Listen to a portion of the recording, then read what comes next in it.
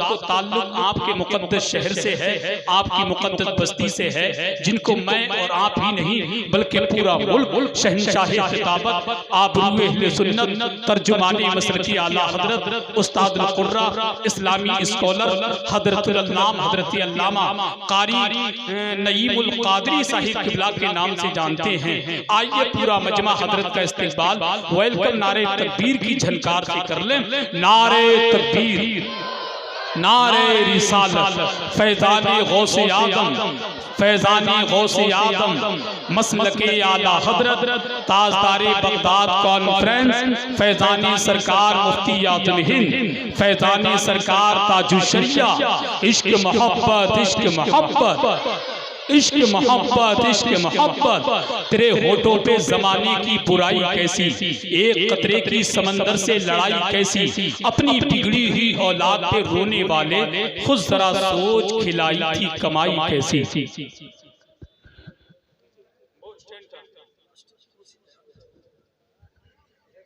जलसा है, बड़ी मेहनतों और बड़ी मशक्कतों दिलजमई के साथ जिस जलसे को आपने सजाया है, अल्हम्दुलिल्लाह बहुत कम वक्त में कामयाबी की ज़मानत आपका जलसा हासिल कर चुका है।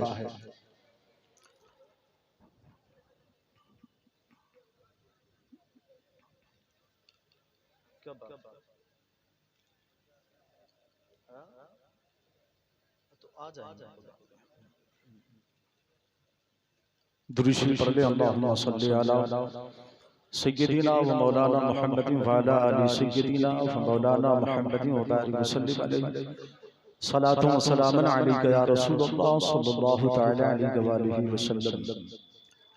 गरीबम या रसूलल्लाह, गरीबम गरीबम या रसूलल्लाह, गरीबम नदारम दरजहा जुस्तु हबीबम, मरज़दारम ज़ेइसियां ला दवाए मगर अल्ताफ तू बाशत तबीबम, बरी नाज़म के हस्तम उम्मते तू गुनहगारम वलेकिन खुश नसीबम। इमाम अहले सुन्नत अशाह इमाम अहमद रज़ा फाज़िल बरेलवी रज़ियल्लाहु ताला अन्हु इरशाद फरमाते हैं, वस्फ़ रुख उनका किया करते हैं, शरह व शम्सु दुहा करते हैं, उनकी हम मदह सना करते हैं, जिनको महबूब कहा करते हैं। अगर आप लोग खामोश हो जाएं और कुछ सुनने के लिए आप अगर आए हैं तो बड़ी मेहरबानी होगी कि आप सुन लें, बिल्कुल इंतजार ना करें। जगह ये आपके मिजाज के मुताबिक बज़ाहिर ना हो, लेकिन इस वक्त ये कोई बात नहीं, जन्नत के बागों में से एक बाग ये जगह इस वक्त बन चुकी है, जिस जगह आप नबी की नात सुन रहे हैं, अल्लाह का जिक्र कर रहे हैं, औलियाए किराम की तारीफ समाअत कर रहे हैं। पूरा मजमा एक मर्तबा नबी आले नबी की बारगाह में हदिया दुरूद पेश कर ले। अल्लाहुम्मा सल्ली अला सय्यदिना व मौलाना मुहम्मदिन व अला आलि सय्यदिना व मौलाना मुहम्मदिन व बारिक वसल्लिम अलैहि सलातु व सलामुन अलैका या रसूलल्लाह सल्लल्लाहु तआला अलैहि वसल्लम। अल्लाह के हबीब सल्लल्लाहु अलैहि वसल्लम ने एक मकाम पर इरशाद फरमाया, हुब्बु अली इब्न अबी तालिब ताकुलु ज़ुनूबा कमा ताकुलु नारुल हतब। आका फरमाते हैं, जो दुनिया में जमीन पर अली से मोहब्बत करेगा उसके गुनाह दुनिया से इस तरह मिट जाएंगे कि जिस तरह आग में जलने से लकड़ी का वजूद खत्म हो जाता है। ये मौलाए कायनात अली शेरे खुदा करमल्लाहुल वजहुल करीम की फजीलत मुस्तफा जाने रहमत सल्लल्लाहु अलैहि वसल्लम ने बयान फरमाई। अब हजरत अबू बकर सिद्दीक और उमर फारूक आजम रज़ी अल्लाह तआला अन्हु के भी हम मानने वाले हैं, गुलाम हैं। मेरे नबी ने इरशाद फरमाया, जमीन पर मेरे दो वजीर हैं। सहाबा ने अर्ज किया, या रसूल अल्लाह कौन है? मेरे और आपके मुस्तफा करीम ने इरशाद फरमाया, जमीन पर जो दो मेरे वजीर हैं, एक का नाम अबू बकर है और दूसरे का नाम उमर है। सुभान अल्लाह। अगर आपकी समझ में आ रही है और आप बिल्कुल होशो हवास में बैठे हैं तो जरा बुलंद आवाज में मोहब्बत के साथ बोले, हाथ उठाकर सुभान अल्लाह। सुभान अल्लाह। मेरे नबी ने इरशाद फरमाया, एक का नाम अबू बकर है और दूसरे का नाम उमर है। अबू बकर ने अबू बकर के ताल्लुक से हुजूर ने कहा कि अबू बकर भी मेरा वजीर है। उमर फारूक आजम के ताल्लुक से आका ने फरमाया, ये भी मेरे वजीर हैं। और दोनों खुलफा को मुस्तफा जाने रहमत सल्लल्लाहु अलैहि वसल्लम अपने अगल और बगल में आराम करा रहे हैं। दाहिनी जानिब मुस्तफा जाने रहमत के अबू बकर आराम कर रहे हैं और बाएं जानिब हजरत उमर फारूक आजम आराम कर रहे हैं। अल्लाहु अकबर लगाओ तो देखो, लगन तो देखो, मोहब्बत देखो। अब पता ये चलता है मुस्तफा जाने रहमत सल्लल्लाहु अलैहि वसल्लम ने जहां मौला कायनात की फजीलत को बयान फरमाया है, वहीं हजरत अबू बकर सिद्दीक की फजीलत को भी बयान फरमाया, उमर फारूक आजम के भी मर्तबे को बयान फरमाया। हमारा किरदार क्या होना चाहिए, हमारा अकीदा क्या होना चाहिए, हमारा ईमान कैसा होना चाहिए, हमारी फिक्र कैसी होनी चाहिए। जब मुस्तफा जाने रहमत सल्लल्लाहु अलैहि वसल्लम की बारगाह से अबू बकर को नवाजा गया है तो मुस्तफा जाने रहमत ने अबू बकर की तारीफ बयान फरमाई है। जब उमर फारूक आजम को नवाजा गया तो हुजूर हजरत उमर फारूक आजम की शान बयान कर रहे हैं। और जब हजरत उस्मान गनी को नवाजने का वक्त आया है तो मुस्तफा जाने रहमत हजरत उस्मान गनी को नवाज रहे हैं। और जब मौला अली की बारी आई है तो मेरे आका मौला अली को नवाज रहे हैं। पता ये चला कि हुजूर की घर की चाहे औलाद हो, चाहे अहले बैत हो, हम सुन्नियों का ताल्लुक अहले बैत से भी है और सहाबा से भी है। जब हमसे सवाल किया गया, ये बताओ कि सुन्नी मानते किसको है, तो हमने कहा था कि सुन्नी मुस्तफा के घर वालों को भी मानते हैं और नबी के दरबारों को भी मानते हैं। नारे तकबीर, नारे रिसालत, फैज़ाने गौसे आज़म, ताजदारे बगदाद कॉन्फ्रेंस, मसलके आला हजरत, फैज़ाने सरकार मुफ्ती आज़म हिंद, फैज़ाने सरकार ताजुश्शरिया, अहले बैत कमेटी, गुलामाने अहले बैत कमेटी, इश्क मोहब्बत, इश्क मोहब्बत। और तलियापुर की जमीन पर जिंदगी गुजारने वालों, आज ताजदारे बगदाद कॉन्फ्रेंस में नईमुल कादरी जो आपको एक मैसेज देना चाहता है कि हमारा ताल्लुक अली से भी है, अबू बकर से भी है, उमर फारूक आजम से भी है, उस्मान गनी से भी है। ये आज इस जमीन से पैगाम नश्र हो रहा है, लेकिन बरेली की जमीन से हम सुन्नियों के इमाम अहमद रजा खान फातिले बरेलवी ने आज से तकरीबन 150 साल पहले कहा था, अहले सुन्नत का है बेड़ा पार असाबे नुजूम नजम है और नाव है इतरात रसूलुल्लाह की।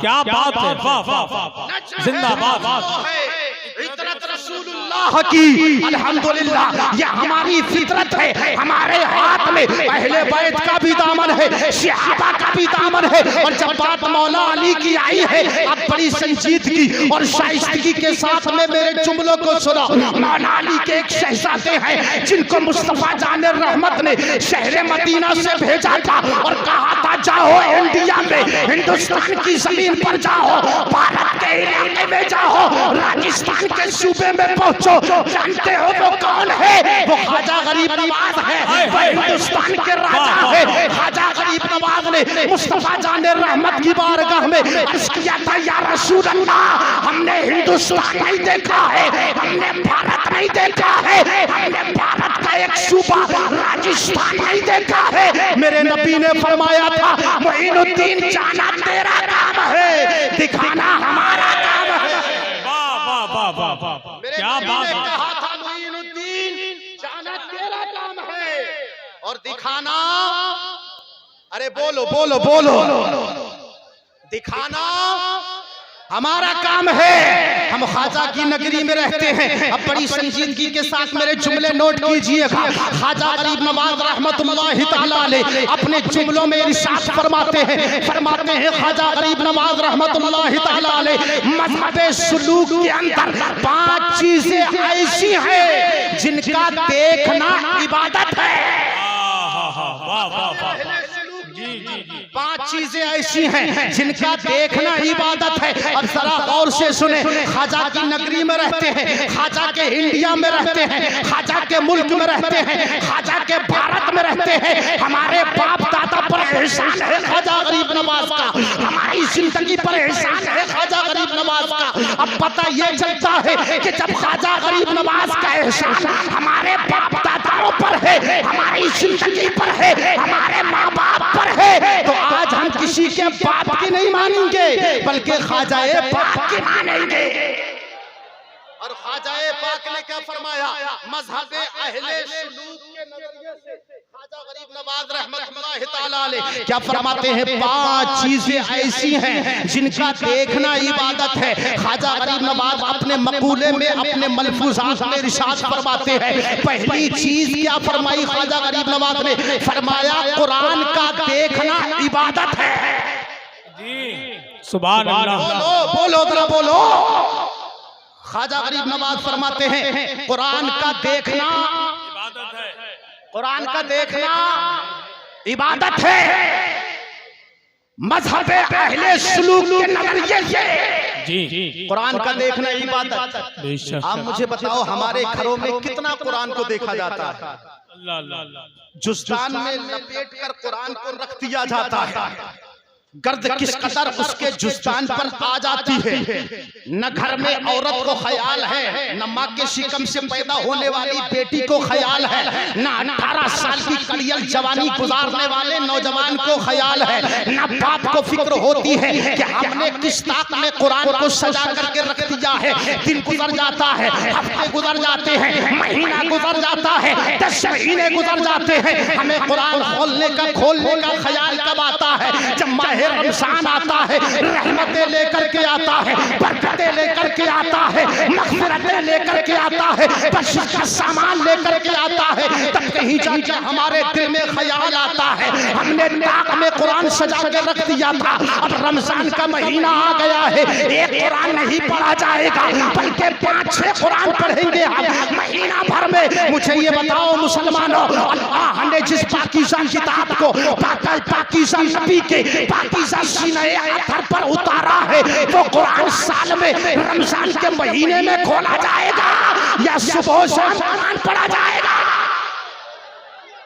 बताओ मुझे कि कुरान सिर्फ 11 महीने के बाद पढ़ा जाएगा या रोजाना सुबह को ब्रेकफास्ट से पहले, अखबार की खबर पढ़ने से पहले, टेलीविजन पर टीवी पर न्यूज देखने से पहले, मोबाइल का व्हाट्सएप, इंस्टाग्राम, फेसबुक ये तमाम चीजें चालू करने से पहले, मोबाइल का नेट चालू करने से पहले मुझे ये बताओ कुरान पढ़ा जाएगा? ये सारी खुराफातों में ध्यान दिया जाएगा? बोलो बोलो क्या किया जाएगा? अरे बोलो क्या किया जाएगा? कुरान पढ़ा जाएगा। और जब कुरान पढ़ा जाएगा ना, किसी बाबा के पास जाने की जरूरत नहीं है, किसी फकीर के पास जाने की जरूरत नहीं है, किसी ताबीज़ात बेचने वाले के पास जाने की जरूरत नहीं है, किसी मियाँ के करीब जाने की जरूरत नहीं है।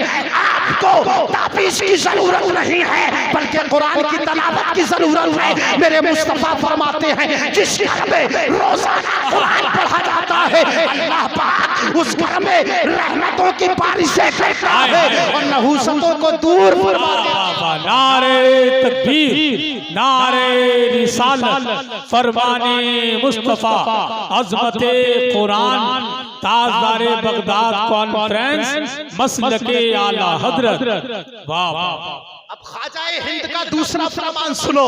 मेरे गरीब नवाज फरमाते हैं कुरान का देखना इबादत। जी सुभान अल्लाह। फिर ख्वाजा गरीब नवाज फरमाते हैं दूसरी चीज ये है काबे का देखना भी इबादत।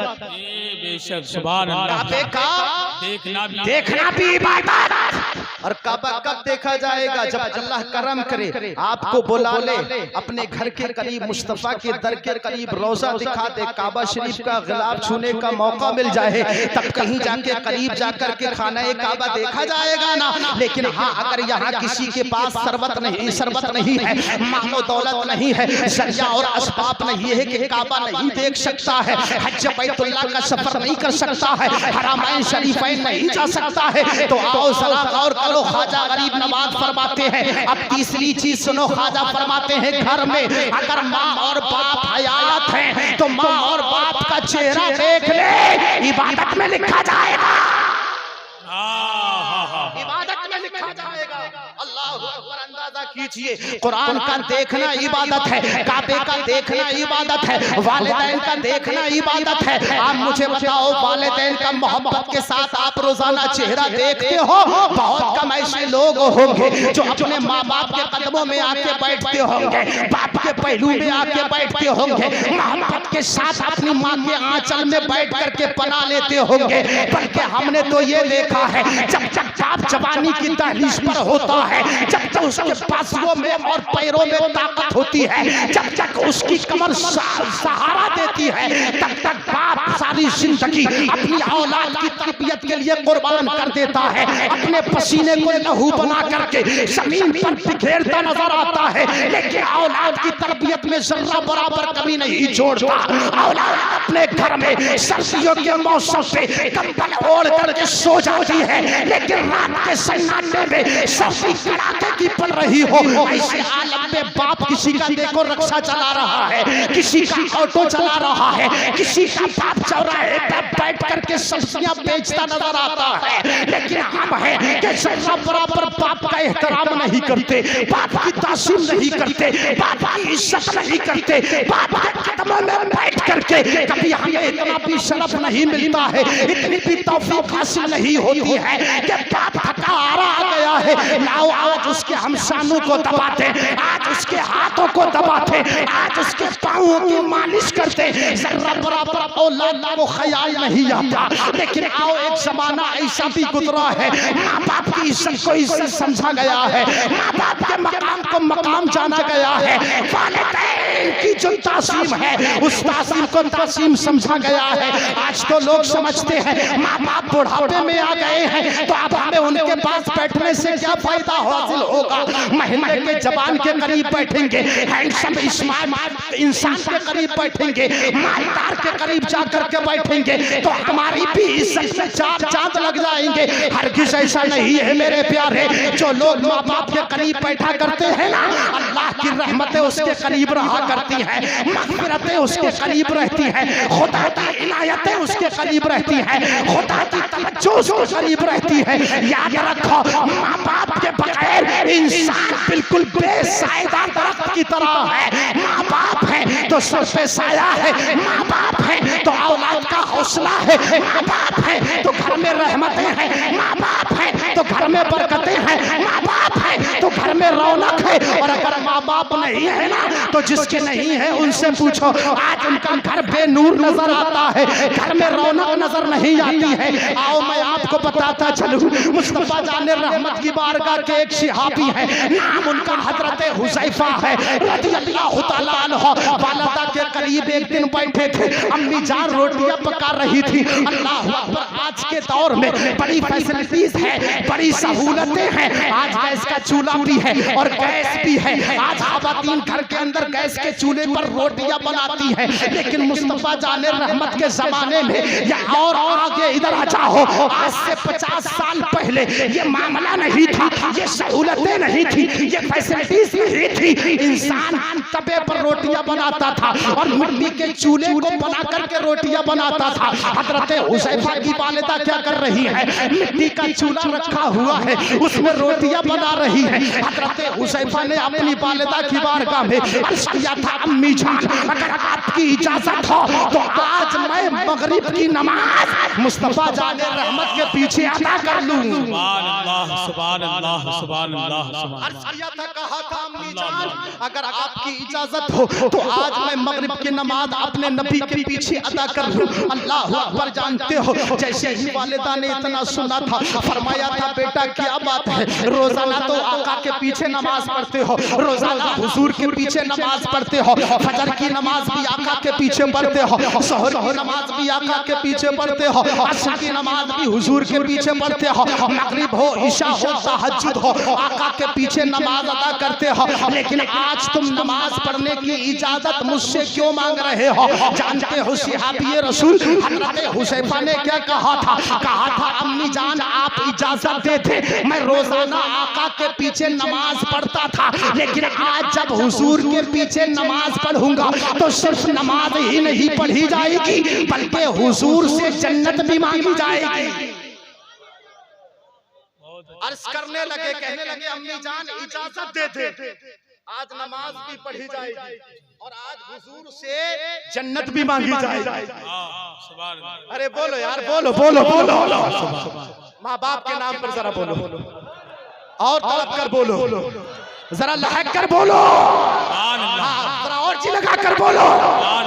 अल्लाह अकबर। हजरत हुज़ैफा ने अर्ज किया था, कहा, अम्मी जान आज सिर्फ नमाज ही नहीं पढ़ी जाएगी, नमाज के साथ साथ आका से जन्नत भी मांगूंगा। वालिदा ने जब इतना सुना था ना, अल्लाह अकबर, तो ये नहीं कहा था कि बेटा इबादत करते हो खुदा की, सजदा करते हो रब के लिए, सर झुकाते हो खुदा के लिए, बंदे हो खुदा के। अल्लाह ने हमारी और आपकी तख्लीक की है और सारी कायनात का पैदा करने वाला वही रब है, लिहाजा मुस्तफा से क्यों मांगते हो? जन्नत खुदा से मांगो। इबादत खुदा की हो रही है तो जन्नत भी खुदा से मांगी जाएगी। वालिदा ने ये न कहा था, बल्कि अम्मी जान ने रोटियां बनाते बनाते कहा था, हुज़ैफा जाओ आज हुजूर के पीछे नमाज अदा करना और अपने लिए भी आका से जन्नत मांगना, लेकिन अपनी अम्मी जान को, वालिदा को ना भूल जाना, अपने लिए भी जन्नत मांगना और अपनी अम्मी जान के लिए भी जन्नत मांगना,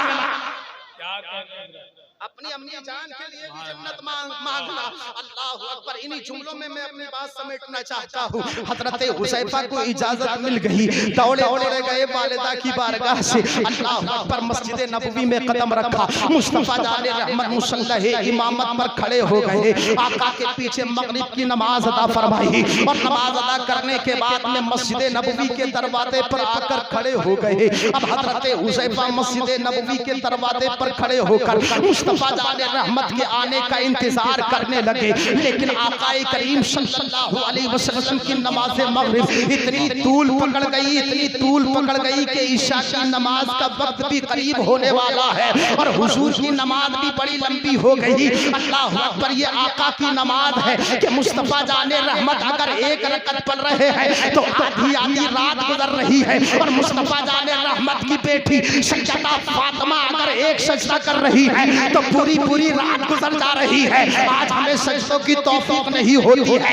आज हम मस्जिद की तरफ रुख नहीं करते हैं, आज हमें नमाज पढ़ने का ज़ौक़ व शौक़ नहीं रहा है। अल्लाह अकबर। जुमा की नमाज अदा करने के लिए जाते हैं, वो भी ये तलाश करते हैं इमाम साहब की गलती क्या निकल आए, इमाम साहब की खामी कौन सी नजर आ जाए, कौन सी बात को लेकर हम मस्जिद के इमाम को निशाना बना है, हमारी फिक्र ये होती है। लेकिन याद रखो, इमाम का सबसे ज्यादा दर्द उसके सीने में होता है जो फजर भी इमाम के पीछे पड़ता है, ज़ोहर भी इमाम के पीछे पड़ता है, असर भी इमाम के पीछे पड़ता है, मगरिब भी इमाम के पीछे पड़ता है, इशा भी इमाम के पीछे पड़ता है। इसलिए क्योंकि वो जानता है जमात से नमाज पढ़ने का कितना बड़ा सवाब है, जमात से नमाज पढ़ने का कितना बड़ा सवाब है। अल्लाहु अकबर। तकलीफ उसे होती है इमाम की, लेकिन उन्हें तकलीफ नहीं होती जो हफ्ते में एक बार मस्जिद में जाते हैं, जुमा अदा करने के लिए जाते हैं। याद रखो मुसलमानों, मस्जिद का इमाम उस मुसल्ले पे खड़ा होता है जिस मुसल्ले पे मुस्तफा जाने रहमत खड़े हुए थे।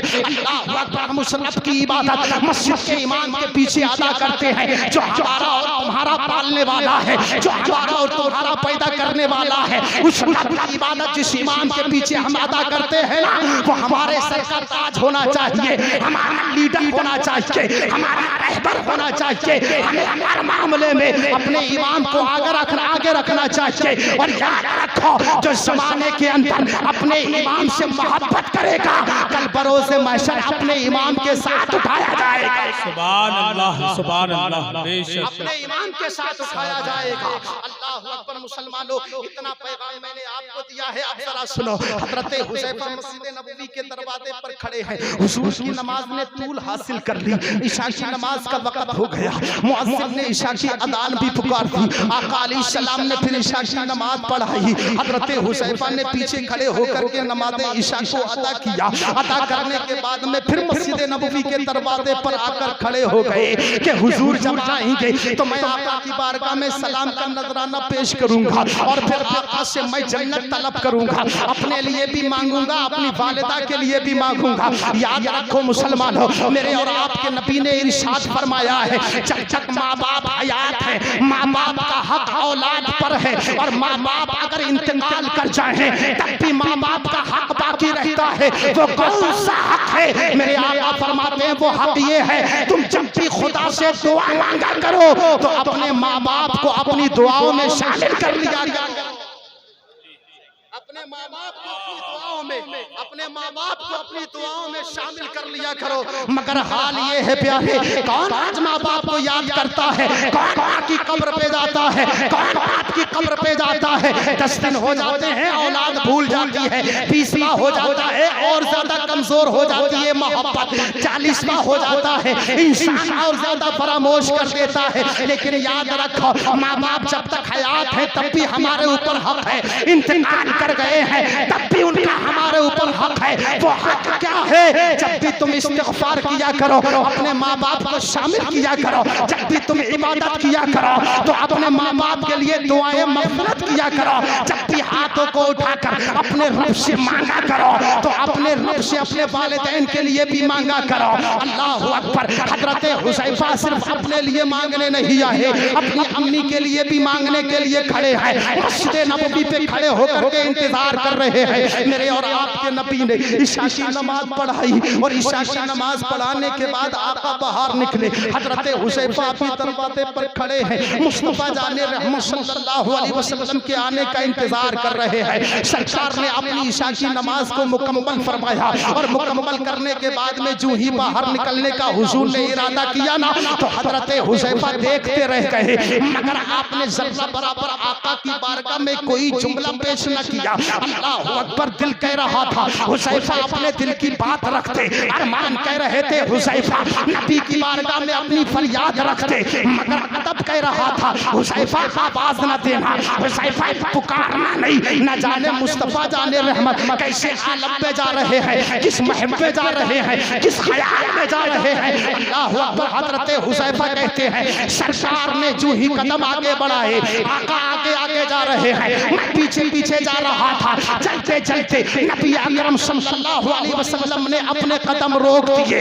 आका ठहरे, हुजूर ने पीछे मुड़ के देखा और जो ही हुज़ैफा की तरफ मुड़ के देखा ना, तो हजरत हुज़ैफा कहते हैं, सरकार ने मुड़कर जब मेरी तरफ देखा तो सिर्फ देखा ही नहीं बल्कि हुजूर मुस्कुरा भी गए। और मुस्कुरा के जब हुजूर ने मुझे देखा, अल्लाहु अकबर, तो दिल ने कहा, हुज़ैफा अब तेरा काम हो गया है, अब तेरी बिगड़ी बन गई है, अब तुझे मग़फ़िरत का सामान मिल गया है, नजात का परवाना मिल गया है। हुज़ैफा कहते हैं, मैं रुक गया। आका ने मुस्कुरा करके मेरी तरफ देखा, फरमाया, हुज़ैफा जा घर जा, अल्लाह ने तुझे भी बख्श दिया है और तेरी वालिदा को भी बख्श दिया। वाह वाह वाह वाह, तेरी वालिदा को भी बख्श दिया है। माँ बाप का एहतराम करो, माँ बाप का चेहरा देखना ये इबादत है। और फिर हजरत ख्वाजा गरीब नवाज मोइनुद्दीन हसन संजरी सुम्मा अजमेरी रहमतुल्लाहि तआला अलैह इरशाद फरमाते हैं, उलमाए रब्बानी का चेहरा देखना भी इबादत है। उलमाए रब्बानी का चेहरा देखना भी इबादत है। और ये भी ख्वाजा गरीब नवाज रहमतुल्लाहि तआला अलैह का कौल है कि आप अपने पीर का चेहरा देखें, पीर का चेहरा देखना भी इबादत है।